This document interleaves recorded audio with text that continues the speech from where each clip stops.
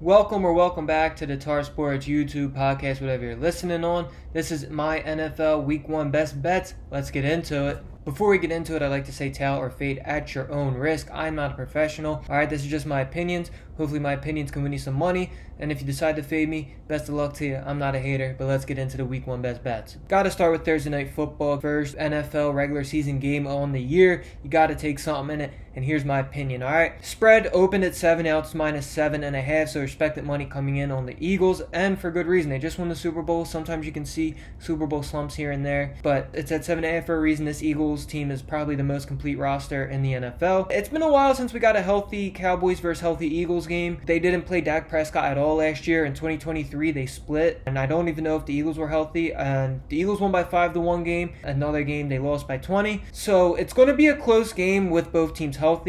I think the Eagles, like I said before, one of the most complete teams in the NFL. Cowboys have a lot of questions on defense, but their offense should be lights out. I mean, they traded for George Pickens, CeeDee Lamb, Dak Prescott. This is a really good offense. I think they can put up numbers with the best of them in the NFL. It is a division game, and when both teams are healthy, these games usually tend to be close. I do like the Eagles to win this game. I don't really want to mess with the spread too much, and obviously you're not going to lay -360 on the money line. So what I like in this one is an Eagles win margin. Eagles to win by 1 through 10 points. It is +155 on FanDuel. That is my best bet for this game. Friday Night Football in Brazil. It's another division game. Kansas City taking on the LA Chargers. No home field advantage for the Chargers. Of course, they labeled it a home game for the Chargers and not Kansas City. LA Chargers have not been good in the series versus the Kansas City Chiefs in recent years. They lost 7 in a row to them, but when both these teams are healthy, and it's week 1, so they should be, it's typically a close game, right? Like the Chargers have come close multiple times to beating the Chiefs. So that spread is in play. But what I really like in this one is the under. It's at 44.5 right now. That would have hit in their last 3 games that they played. And 2 out of the last 3, they didn't even crack 20 total points. These are 2 teams that know each other very well. They're great on defense. They like to run the ball, especially the Chargers. And with Kansas City, no Rice. Hollywood Brown's banged up. Travis Kelce's getting older. Xavier Worthy's a stud, but if it's just him, they can easily let him not touch the ball. I like the under in this one. Under 44.5 is the best bet for this LA Chargers versus Kansas City Chiefs game. Next game, Pittsburgh Steelers taking on New York Jets. This is going to be a really ugly game. It's 2 revenge games, right? Rodgers versus the Jets, Justin Fields versus the Steelers. This spread opened up at +3 and it is now +2.5, and the money's coming in on Pitt. So it's not a huge line movement, but it's still reverse line movement. The New York Jets, I love their new coach, Glenn. He was the defensive coordinator on Detroit. Detroit's defense wasn't the best towards the end, but that's because almost everyone got hurt. He brought along with him, I believe it was the passing game coordinator for the Detroit Lions, and that is Tanner Engström. I believe that's how you pronounce that, but he was the passing game, so he should learn a lot from Ben Johnson. I think he can open up this offense of the Jets. We know their defense is great. Like I said, reverse line movement is always money. I like the Jets +2.5, but you should really buy it up to 3, so I'm going to do that. Jets +3. Next game, Arizona at New Orleans. This opened up at -5.5, and now it is at -6.5, and honestly, that spread's just going to keep going and going. The Saints are one of the worst structured rosters coming into this NFL season. Their quarterback situation's a mess. They have, I'd say 2 really talented players, and Alvin Kamara, but he's getting older too, and Chris Olave, but they need a quarterback. Their offensive line's not great. This defense is not good. I think the Cardinals are going to go in. I don't care if it's a West Coast team playing at 1 o'clock. I think they're going to go in and steamroll the Saints. I think a lot of teams are. I think you can make a decent amount of money fading the Saints early on, because early on you don't see crazy spreads. Vegas likes to prove that you're that bad, but I think by week 5, 6, the Saints are going to be in the +14 to 17 territory. That's how bad this team is on paper, and I mean, Kellen Moore's a decent coach, but I just can't trust the Saints team. I love Arizona, -6.5. I think that's the best bet for this game. Next up, Carolina at Jacksonville. Guys, both these teams are pretty bad. Carolina was really good to end the year. Well, not really good, but better than what they have been in the past 2 years. And they've shown signs of hope, man. Bryce Young started playing better, and he really started looking like he was catching on to the NFL level. But I like the Jaguars in this one. They got a new coach, Liam Cohen. We see what offensive coordinators do when they get their own team to be a head coach of, and they make players great. And I think Liam Cohen with a healthy Trevor Lawrence, and the Trevor Lawrence injury was an AC joint, but it was in his non-throwing arm, so that's huge. And they have Brian Thomas Jr. They drafted Travis Hunter. I like the Jacksonville Jaguars. It opened up at -2.5. It's already at -3.5. Might be able to find it -3 on some books. I think the Jacksonville Jaguars at home. I think they take care of business. I like the Jaguars -3.5. Next game, Las Vegas Raiders at New England Patriots. Let's just look at the coaching staff here. The Raiders have Pete Carroll. He's a decent head coach, but then the offensive coordinator is Chip Kelly. If you look at the Patriots, they signed Mike Vrabel, and their offensive coordinator is McDaniels. McDaniels has 6 rings, 3 of them as an offensive coordinator. That coaching staff alone, I don't think either of these rosters are world beaters. I think they're going to be in the rebuilding stage for a little bit, both of these guys. Next thing you really look at, other than the talent, which I think is pretty similar, is the coaching. I think the coaching on the Patriots is way better at home. I know the spread moved in the favor of the Raiders, but I just like this Patriots team. I think Drake May can have a really good season. He has a little bit of Josh Allen to him. He's a bigger dude that can run.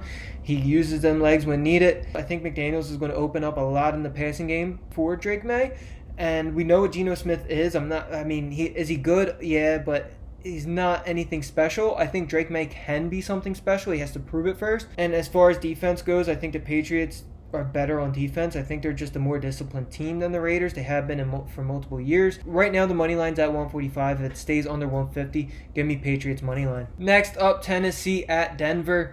Guys, I like Denver in this one. Their defense is amazing. I think they're going to be out for revenge after that getting embarrassed by the Bills in the playoffs. And Denver's a good team. Do I think they can win a Super Bowl? Most likely not, but that defense is lights out. They should take another step forward in year 2 with Bo Nix. They traded for Evan Ingram. I thought that was a great trade for them. Courtland Sutton's a stud, and I think it's really hard for rookie quarterbacks in week 1 to win.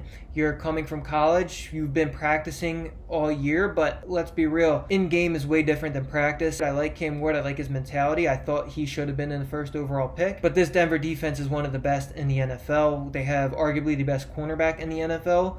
I think Cam Ward is going to be seeing ghost out there. I think he's eventually going to get it right more towards the midseason. That's when rookies really start picking up the NFL play. But for now, give me Denver -7.5. That's the best bet in this one.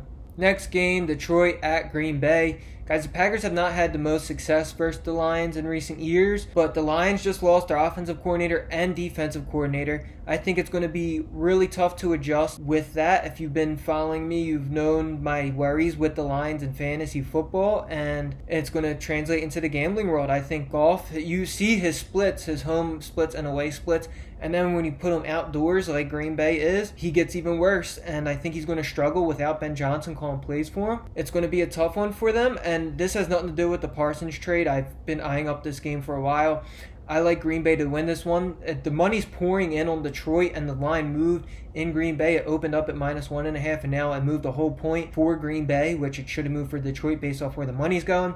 So I like the Packers to win this game. I'm willing to lay it on the money line. Best bet in this one for me is Packers -140 on the money line. Next game, got to take the primetime games. Baltimore at Buffalo. Spread really hasn't moved much. It opened at -1.5, and it's probably going to stay that way. This one's pretty 50-50 with the handles. Lamar versus Allen. Guys, this is always a fun game to watch. In the regular season, Lamar dominates. He's 3-1 versus Allen in the regular season, but in playoffs is when Josh Allen shines. He is 2-0. I do think the Ravens overall are the better team. I think both offenses are really good. I would give edge on offense to the Bills. I think they can make more explosive plays as to where Baltimore is going to tire you out and shove the ball down your throat every play. In defense, I think it's not even comparable. I think Baltimore has the way better defense. They had the best run defense last year. They stopped the run tremendously. Buffalo's defense isn't bad, but it's nowhere close to the best. Baltimore's passing defense statistically wasn't that good, but that's because their run defense was so good that teams just threw against them because they couldn't run the ball. So statistically, it's kind of weird. I think Baltimore's a lot better in the passing game than what their stats show. And I think Baltimore's the better team. I think Lamar honestly shines in the regular season. I like Baltimore to win this game on the road in primetime.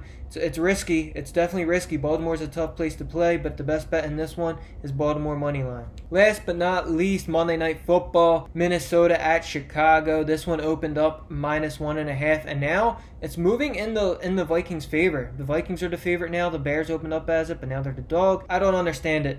We know this is J.J. McCarthy's first game. It's on the road. You got to treat it like a rookie. He has no NFL play. You know, it's his second year. I have nothing but high hopes for McCarthy. I'm a Vikings fan personally, but there's going to be no Addison. Jefferson's hamstring's still banged up. Jet has not been playing. God knows how much he's been practicing. Darrisaw might still be out with that ACL-MCL tear from last year in Week 8. The Bears, they're not really dealing with too much injuries. They upgraded that offensive line tremendously. I love the Ben Johnson signing. I think he's really going to open up this offense. I think Caleb Williams has all the talent in the world, and this is coming from a Vikings fan. Honestly, Caleb Williams might be the first Bears quarterback to actually pass for 4,000 yards, and God knows how many years it's been now. The Bears defense honestly isn't bad. I think Kevin O'Connell is the type of coach that it doesn't matter how good your defense is.